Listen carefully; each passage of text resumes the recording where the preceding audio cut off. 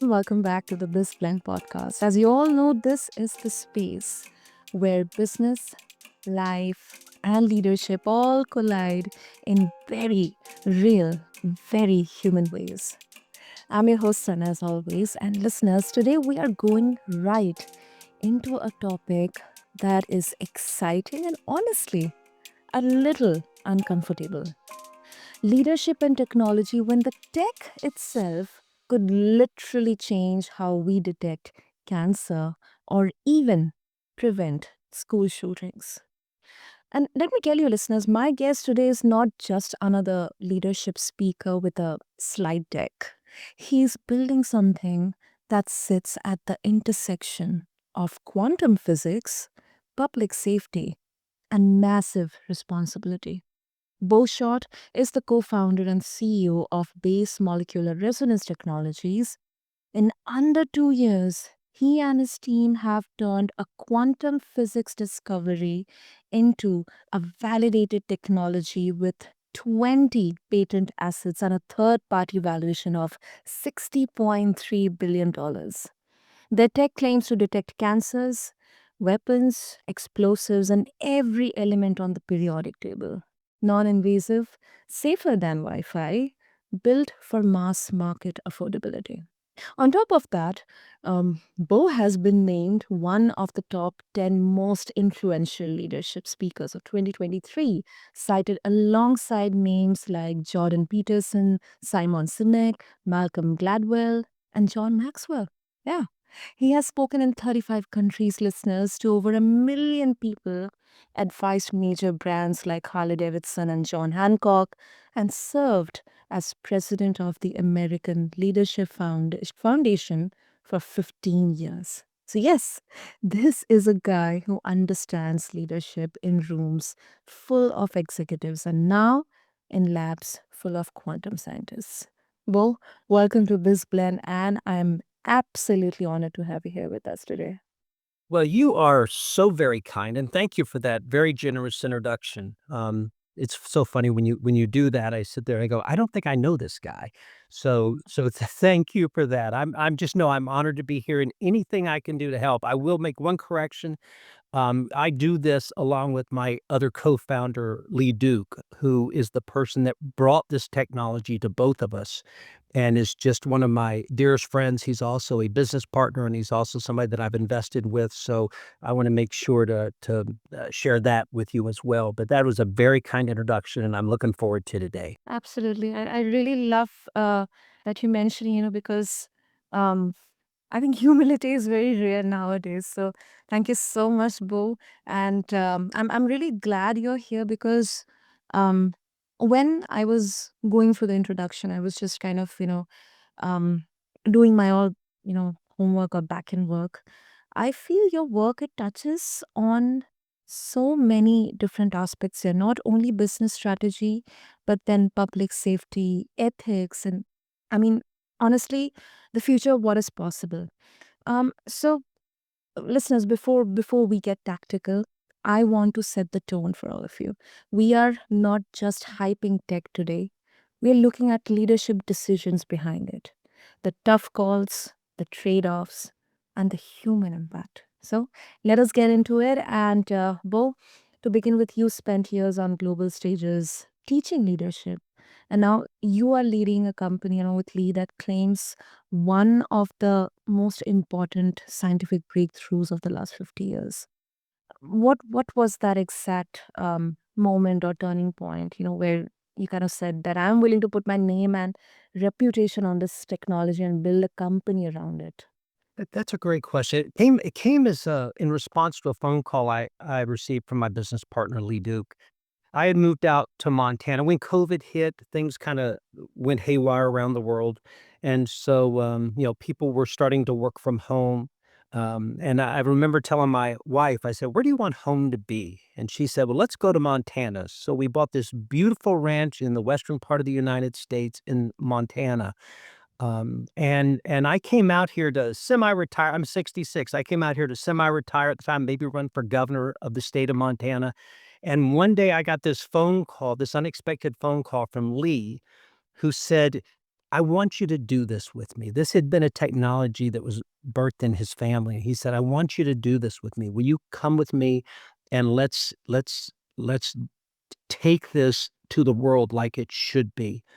And quite frankly, it was one of those things of trust. And I think this is a crucial aspect of leadership. It was embedded in trust.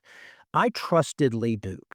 If Lee Duke told me in the middle of the day that the sun wasn't shining, I would believe him. And so it was really in a simple phone call with someone I trusted that I was willing to go all in with him, change my future plans because it was an opportunity to be a part of a technology that at that time needed validation. We didn't have it. At that time needed additional patents. We didn't have them. Um, but I trusted him. And today we have two incredibly validated studies. We have over 20 patent assets. We've got the world has opened. We have a board that is just an incredible group of people. But it was when he said this to me. He said, "If we could eradicate school shootings, if we had the technology that could catch cancer at its earliest stages, and I'm a cancer survivor, so catch cancer at its earliest stages, if we had a technology that could prevent someone's child from going off to war and stepping on an IED, no matter what country you come from, this is a horrific moment for people. If we could eradicate some of the worst outcomes for people in their lives, if we had the capability to do it, would I want to be a part of it?" And I honestly don't know how you say no to that. And so for me, it was a turning point in my life, but it was a blessing as well. So it came in a phone call. That is really, really interesting. One thing which I personally I feel that, and I believe this, although I think in today's modern day and age, it's kind of a rarity, is this unshakable trust. When it comes to people, and especially in leadership in workplaces. I mean, very interestingly, if you look at the statistics, Bo, I mean, I not sure whether you would agree with me or not. Like, when it comes to startups, when two or three people, founders, co-founders, they're building something. Um, Often the major reason behind the fallout of the startup or this idea is this kind of a mistrust or some kind of friction between the founders or the co-founders.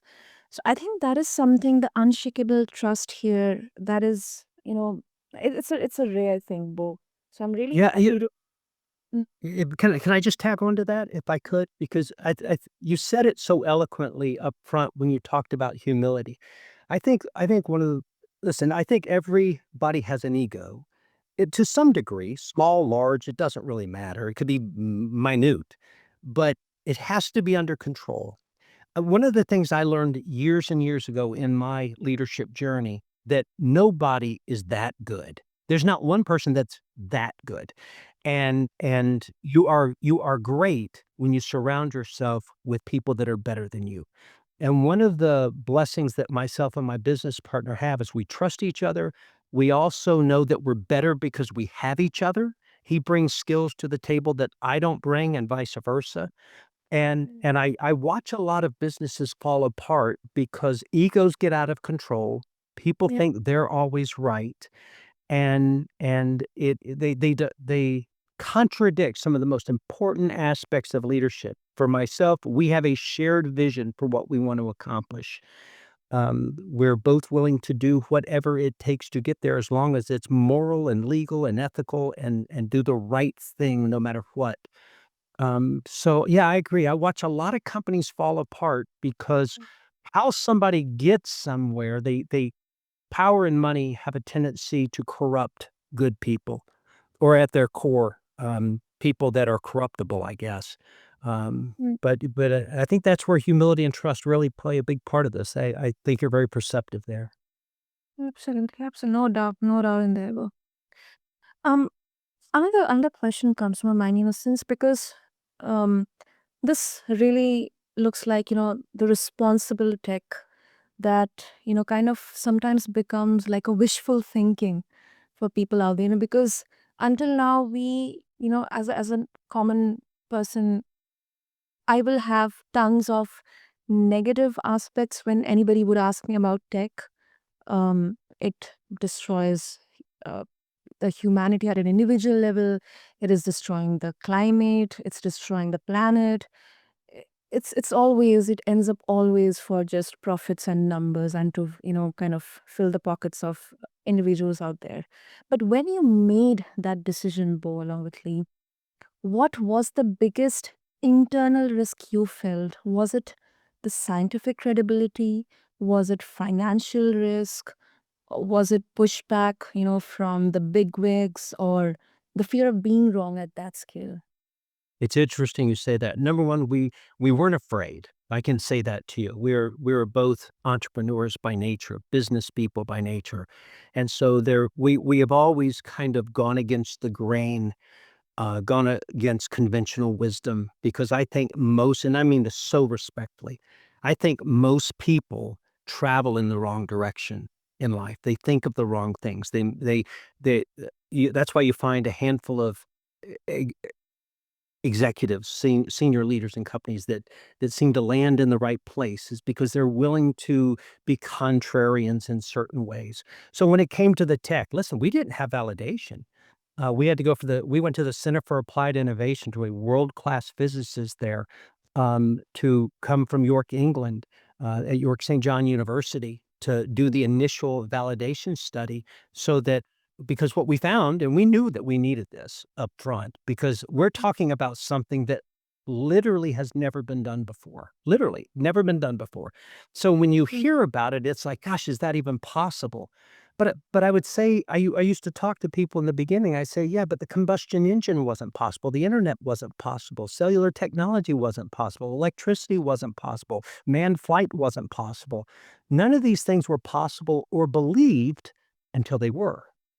And so we had to bridge that gap of, is this really true, to, oh my goodness, it is. And that comes with rigorous scientific tests and trials. And we went through, and I can't yet announce where this other one came through, but it'll be announced in the next couple weeks, that I don't, you couldn't get much better than this. Um, but yeah, so we went through, we knew we were going to face, is this possible?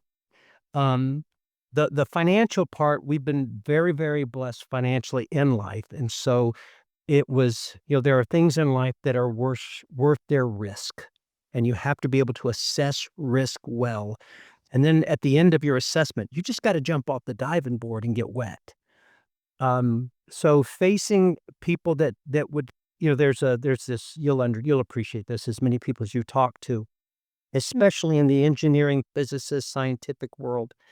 People know what they know, and they're comfortable in what they know. But when something comes along that they don't know, it's easier for them to say it's not possible than, I need to learn about it. And and so we went through that phase with a certain group. But what we found at the end of the day is an awakened group of people that were open to possibilities, that said, why can't this be true? Why can't this be real? Let's look into it. And when we did that, the world literally opened up to us, and people's minds opened up, and now we're sitting in a unique position with that. It's not us, but the technology is, we have a phrase in the United States, it's one of one. There's only one like it in the world, and that's why we feel a great responsibility to shepherd this properly and to lead this ethically, because it's not just, listen, it's a business, so of course there's money involved. But this is so much more important than the money that's involved in it. We have an opportunity to save millions of lives, billions of dollars, or this technology does, not us, billions of dollars, and mostly unlimited pain and suffering, and we need to shepherd that well. That is so well put, Bo. That is so well put, and that brings me, you know, to the next question, especially when it comes to engineering technology. Now, Bo, like, when we have, so it's kind of a passion, when there are engineers, scientists creating something, building something for the betterment of the entire humanity. Of course, there's no doubt so much passion, risk. unpredictability, so many factors playing their role there. And then there comes the business. So there's always this um, a friction kind of assumed that um, in the long run, the pursuit of business or profit will defeat the purpose, what engineering or science have kind of put it into. Do you think, or I mean, I would love to know your opinion on this. Like, do you feel that in the long run, maybe the pursuit of money or profit will kind of, defeat the purpose here? That's not an unfair comment. Here's where I would this is what I would suggest, is I think you have to get to the core, the heart of what drives the leader. What drives the leader? Listen, you have to keep a business in business. That's not even debatable. A business has to be in business in order to do good. You've gotta it's like when you're on an airplane and the air masks drop from the ceiling. What they always tell you is put your mask on first before you put it on your child. If you can't breathe, you can't save anyone. And so, of course, in business, you have to stay in business. But the reality is if you look to the core of a leader, if their passion and their drive is money, then the results that they want to pursue are financially related. I'm talking now beyond the health of the business. I'm talking about what the greed that you see, it just seeps into a lot of companies around the world. If their Mm, passion involved is doing the right thing to serve humanity on a bigger scale, they still have to stay in business, but they make decisions that serve humanity on a broader scale. And it really is at the core of who these people are, how they've been trained, who were their mentors, how did they learn to lead? Because people that the thing about founders of an organization, if the vision that they cast for the people that follow them is bold and large, it will bring people in, but it won't keep people in unless they stay true to the mission and the vision that they've projected for people. And so for us, in our case, and look, I'm a very flawed person. I think all of us are, but I will tell you that the driving for we turn down investors because they're not aligned with us. We mm, turn away opportunities because it doesn't align itself with us. I want to at the end of my life to look back on my life and say, what did you do in your life that made a difference for other people and that impacted people in a positive way? Because I've made my money. This isn't a journey for riches. This is a journey for impact for us. mm, mm.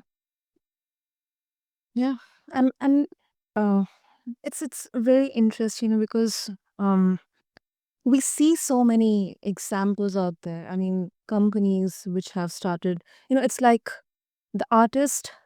It all started with the artist or the idea of the creator, but then in the long run, the entire existence completely like removed that idea of the artist or the creator who started it from the scratch. So I think this is such an important kind of, it's debatable, but then I think it's a very important conversation which I think is applicable for all the business or startups out there, because people will have brilliant ideas, but then, there's all the noise around investment, money, whether your company can survive for the first 5 years or not, Sure. whether your product or service is doing good out there, whether there's a market fit or not, many factors here. Right. The next part of the conversation, I think this is such an interesting thing. Hey, listeners, before we move on to the next part of the conversation here on BizBlend, I would just like all of you, if you aren't, or if you are finding this conversation interesting, do show your love by subscribing to us. Hit the follow button and share this episode with your friends, your loved ones, your colleagues. And yeah, let's move on. And I'm personally very, very curious here, Bo. Like, you describe this technology as um, non-invasive and safer than Wi-Fi, which is a strong statement. At the same time, people are already anxious about 5G, AI, surveillance, EMF, and all of it.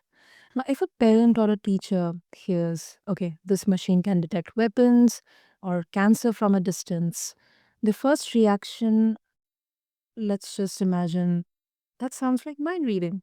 That is not true. That isn't. No, it's okay, it's fair. Let me explain to you what happens. Let me explain to you how this works. Yeah. And it does sound like something out of Star Wars, but so did the internet, right? Yeah. It sounded like something out of Star Wars at one time, and was, quite frankly. So when you think about it, so picture this: we have a transmitting antenna and a receiving antenna. If you have to go to the core of um, uh, physics and look at an atomic structure. In the center, you have a nucleus, which is neutrons and protons. And I'm going to give a real simple explanation for this so people can wrap their arms around it. So you've got that, and then around that, in what looks like in the Bohr's model, which we know is no longer an accurate model, but it's easy for people to see, you have the electrons. So it looks kind of like a solar system. In reality, what it is those electrons are really waves. They're these waves that just continue to go out. But Mhm. just picture it as a solar system. We know that every atomic structure spins, and when it spins, it makes a sound. If you hold up the pen that you write with, that's made up of countless atoms, that make molecules, but that pen is emitting a sound. You'll never you can't hear it, but it emits right? A molecular frequency, so to speak. What we do, and that's known science. We didn't come up with that. What we do is we have a frequency identification protocol for every element on the periodic table and up to 200 types of cancers and other diseases. This took years to develop. We've been in business 2 years. This has been in process for a couple decades. We have this reservoir of knowledge on what these frequencies are. So we have a transmitting and a receiving antenna. We transmit a specific frequency looking for a specific thing. Let's say it's nitrocellulose. Nitrocellulose is the explosive element in gunpowder, which is in a bullet, which is in a gun. So we're not looking for the gun or the bullet or the gunpowder. We're specifically looking to detect nitrocellulose. We transmit this frequency in a direction. Now, we can do it in 360 degrees. It doesn't matter. We transfer it, let's say, in a direction. If nitrocellulose is present, and the more volume there is, the further we can go. And I'll explain that in a minute. Let's say this pattern, this wave, this harmless wave pattern, goes out, and it goes over, around, through that nitrocellulose. That frequency, and if you go to YouTube right now and you look at tuning forks, and if they're tuned to the same frequency, you could hit one tuning fork, never touch the other one, and it starts to make a noise because Yeah. they share a frequency. Difference. When our transmitting wave goes over that nitrocellulose, it turns it from a stable state to a more active state. And then technically what it does is it sings out. It's the technical terminology, it sings out. Now here's what makes our technology unique. We've created a magnetic line to that element, and it comes back to us, and we can hear it on a we hear it in a sound, we can see it in a wave, we can put it on a computer. For demonstration purposes, we do it in a sound, and it's instantaneous. And in our validation study, for example, with the Center for Applied Innovation at York St. John University, we detected a 22 caliber bullet at 71 feet. We detected a fully loaded AR-15 at 580 feet, 10 out of 10 times through multiple buildings. We detect cancer in blind studies, the difference between breast cancer or prostate cancer or lung cancer, whatever. Because every one of these, every disease, for example, has a specific frequency, Thankful. and we're able to hear it. What makes this revolutionary is the ability to hear it so you know it's there. And I look at in our country, in the United States, when President Trump was in Pennsylvania and was shot, we would have detected that would-be shooter before they even parked their car because of the nature of this technology. People that come in to shoot poor children in schools I'll just use the United States as an example.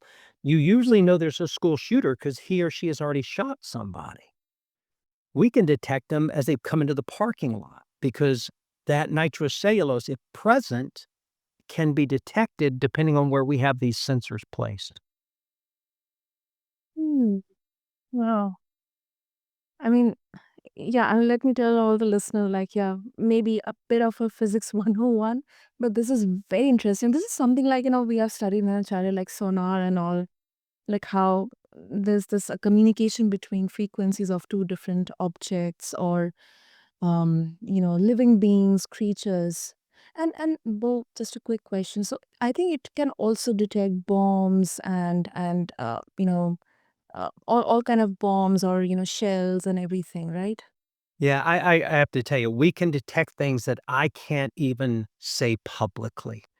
Oh. Um, for certain reasons. We can detect things in depth that I can't even talk about publicly. We had a group in our offices one day that I'm not at liberty to say who they were, and we detected something 970 miles away with pinpoint accuracy. Yeah, it is it I will say this to you, it keeps you up at night. Yeah, I mean, it literally keeps you up at night. It's not just nitrocellulose. It's there if you imagine what's on the periodic table and you imagine the combinations of that can be, found, it will literally keep you up at night when you start to understand, what's possible, um, and it then listen, this is while Lee and I own this, neither one of us are scientists, electrical engineers, or physicists, but we have a team of people that are much smarter than us, much better than us, and who feel empowered to take this technology to its zenith. That how good can it be? So every day we're discovering new things. We're pushing the boundaries of physics.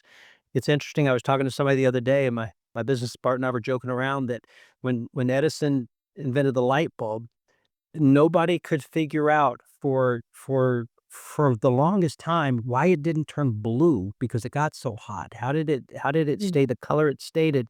And it took Max Planck, I think it was, 20 years to fully understand the physics of that. So it's, things sometimes happen before everyone understands how they happen or why they happen, but they still happen. Mm, fascinating, super fascinating.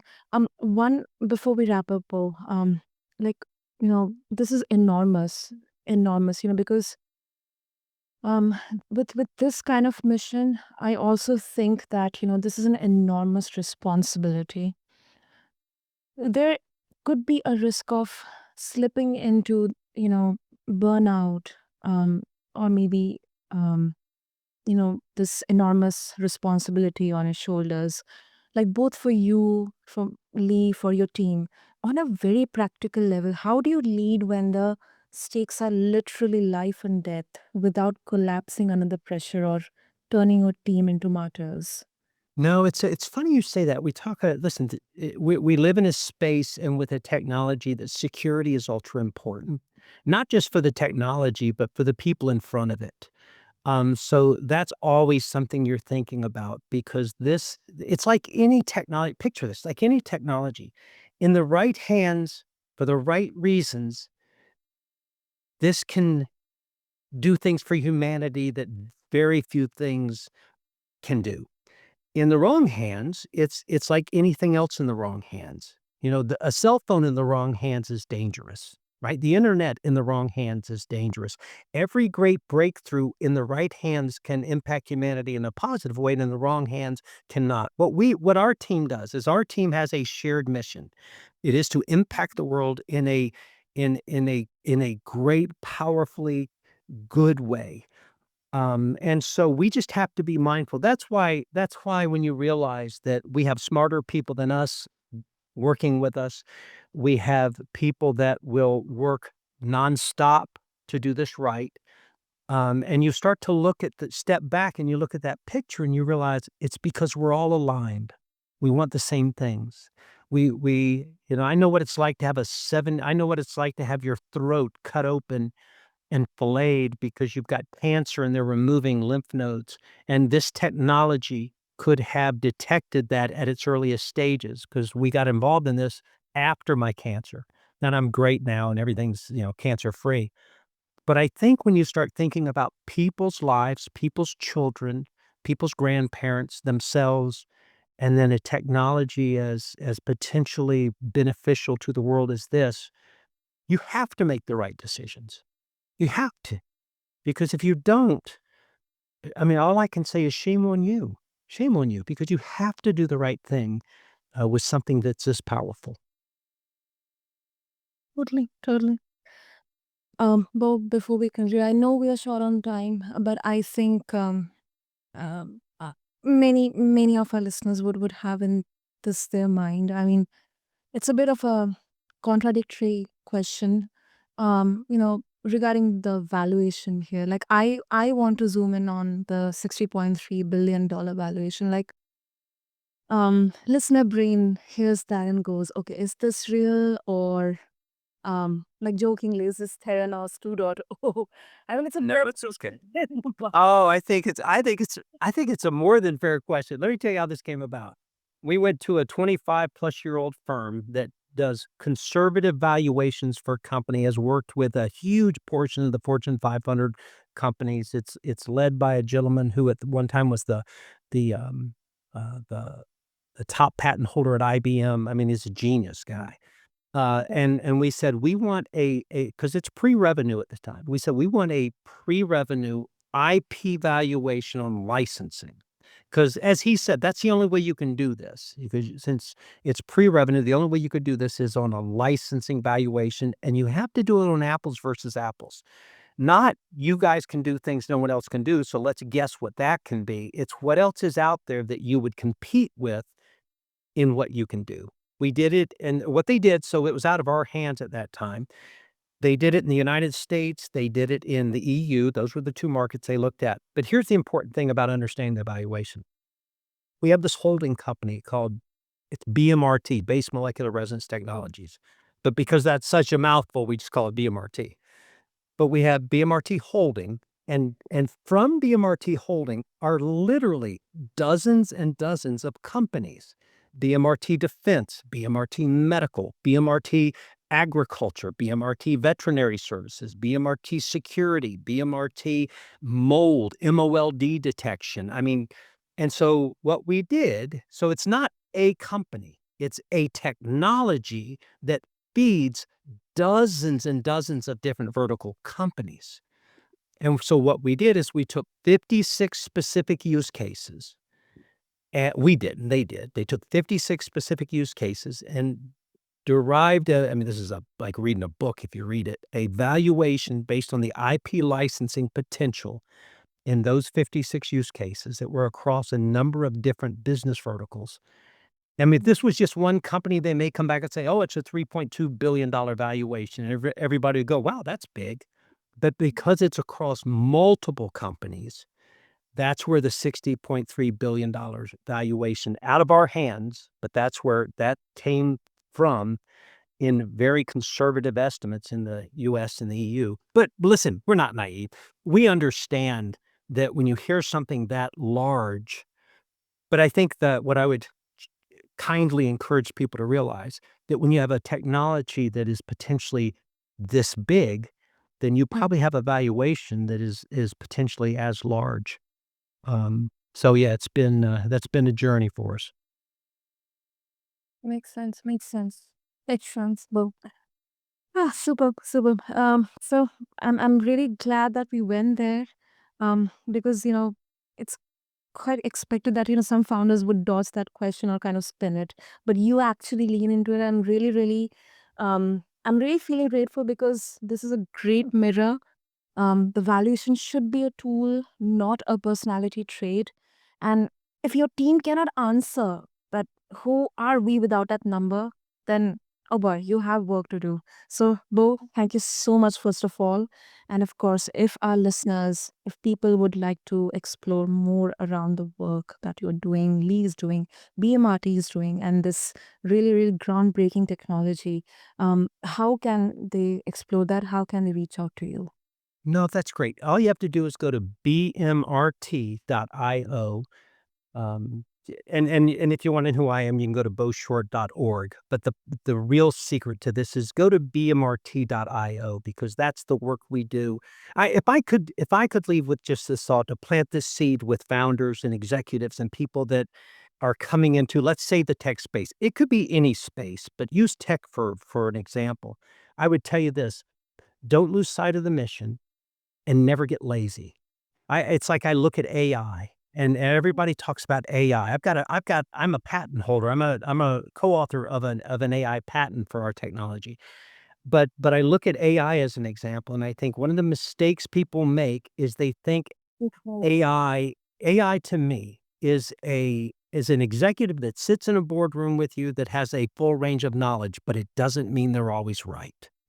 And in the world of deep tech, what we've learned is AI can be very wrong unless you lead with the right questions and drive it. It's a great resource, but I find that companies in my country, for example, are many of them will go out of business because they think AI is always right, because respectfully, they're lazy. You can't be lazy. As the leader of an organization, you have to keep asking the right questions to the smart people and the right people for certain answers. But I would just encourage people, whatever it is your passion is, whatever it is you're pursuing in business, in tech, whatever it is, don't lose sight of the mission and keep doing the work. I have this belief that there's a lot of things none of us want to do, but my belief is this: on the other side of everything you do not want to do lives everything you want. So usually the hard work and the real success is driven through things you don't want to do versus things you just want to do that you're comfortable with. And just thank you for having me. You have been so kind and generous. So thank you so much for having me. Thank you so much, Bo, for this perfect closure to this conversation. This has been such a rich and honestly sobering conversation, because we have talked about massive opportunities, serious responsibility, hype, ethics, valuation, and then of course the emotional cost of leading something this big. So thank you so much, Bo. This has been really a very amazing opportunity for me as well to host you. Thank you so much. And to all the listeners, yeah, I'll have all the details in the show notes along with this episode. So go do check out BMRT, connect with Bo, and to everyone listening, here is what I would possibly want you to walk away with. If you are building technology, your leadership is not proven by your pitch deck. It is proven by the lines you refuse to cross. If you are investing in or buying technology, do not just ask, what can this do? But rather, what will you not do with it? And if you're leading any team, tech, or maybe not, just remember that courage is not the absence of fear. It is your willingness to move forward with your eyes open. So, thank you to everyone for tuning into this episode of BizBlend. If you found value in this conversation, do show your love by following us and sharing this episode with your fellow colleagues, founder, friends, or your loved ones. And I'm your host, Sana, and I'll catch you in the next episode. Thank you.